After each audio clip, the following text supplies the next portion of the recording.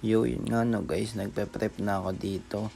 Kakalabas ko lang yun guys, kita nyo naman no. Punas-punas ko niya na zero. Ganap na ganap ako dyan guys no.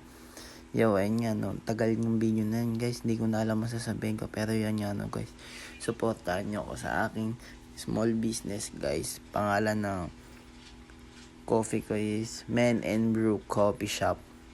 So yun nga no guys, located lang to sa Naik, Cavite, Pasinaya Prime South sa Clubhouse guys.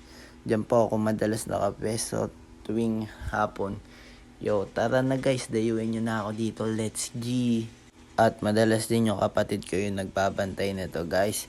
So ano pa hinihintay nyo, dayuin nyo na ako dito. Let's go. Tas yan nga guys, napapakita ko na sa inyo yung finish setup ko.